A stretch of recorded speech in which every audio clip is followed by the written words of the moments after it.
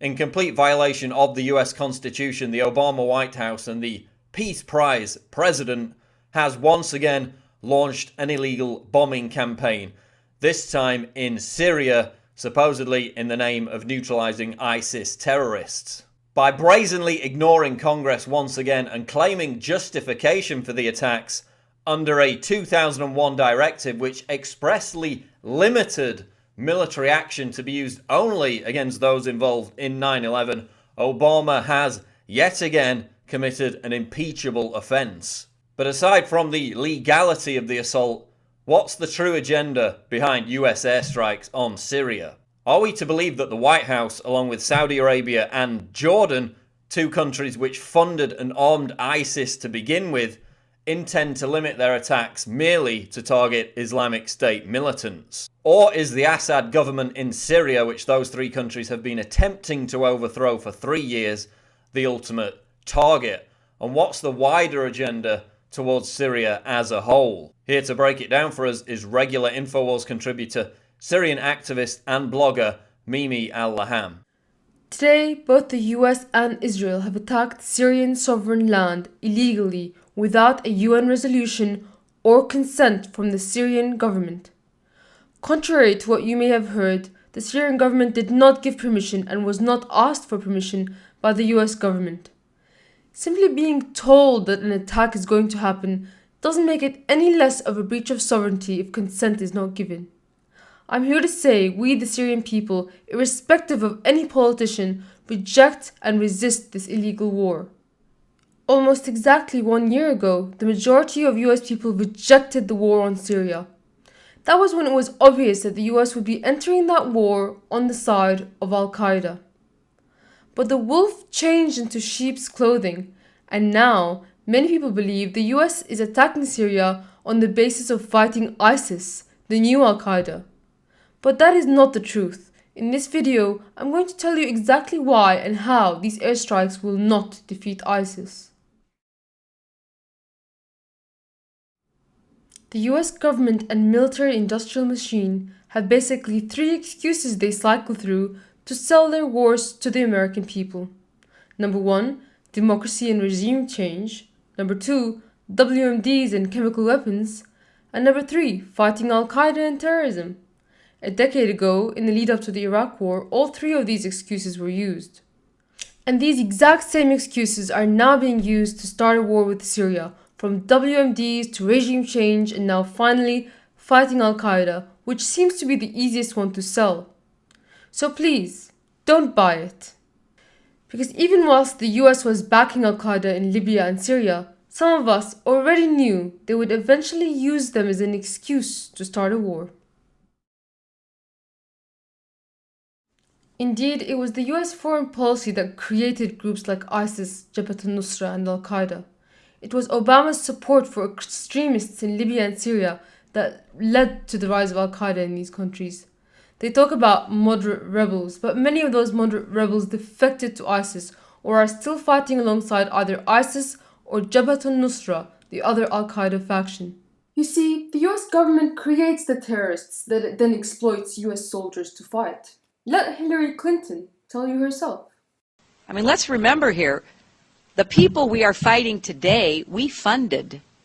Let's deal with the ISI and the Pakistani military, and let's go recruit these mujahideen, and let's get some to come from Saudi Arabia and other places, importing their Wahhabi brand of Islam.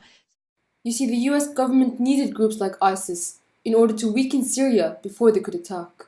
Syria has a powerful air defense system, and the Pentagon admitted that it would make Syria difficult to attack. So again, I predicted that the US would attack Syrian soil once ISIS takes out Syrian air defenses near Raqqa. I said this in a video last month. Tabqa Air Base near Raqqa may contain S-300 anti-air missile defense systems. This is why ISIS, the US government proxy army, are now throwing everything they have at the air base and have been for the last few days. Without this air base, the US airplanes could potentially fly over that region without being harassed by Syria's air defenses. And that is exactly what happened with the fall of Tabqa Air Base. And now, US planes are flying over Syrian skies outside of the reach of Syrian air defenses. But even after all of this, the US military is still afraid of Syrian air defenses, which is why they deployed the F-22 Raptor stealth jet for the first time ever. It's probably also the reason they quietly whispered to the Syrian ambassador at the UN that they are going to attack. But it didn't seem to help because they're still intimidated. They could only use Tomahawk missiles, not jets, on the west of Syria, where the air defenses are still strong. It's a big joke that the US coalition against ISIS includes Saudi Arabia, the country who has conducted more beheadings than ISIS this month. Saudi Arabia is an example of the kind of state that ISIS wants to create, minus the McDonald's, of course.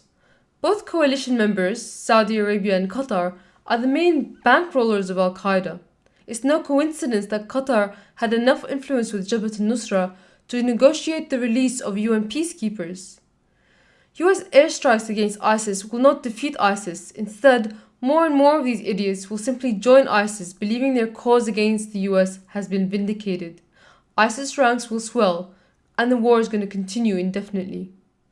If the US really wanted to fight ISIS, they would stop their ally Turkey from giving them safe haven, medical treatment, and allowing them to cross the Syrian-Turkish border.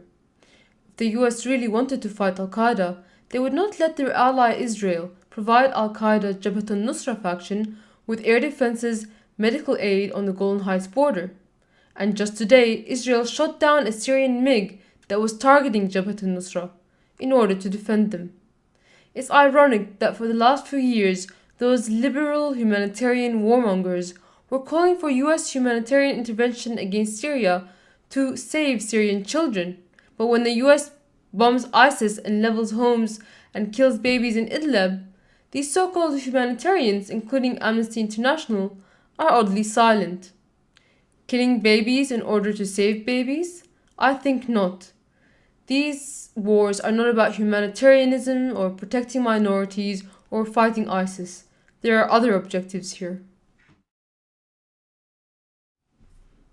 The US government's real objectives in attacking Syria is to destroy it, the Syrian state, military, and the country, breaking it up into 3 pieces, creating a scenario for perpetual war.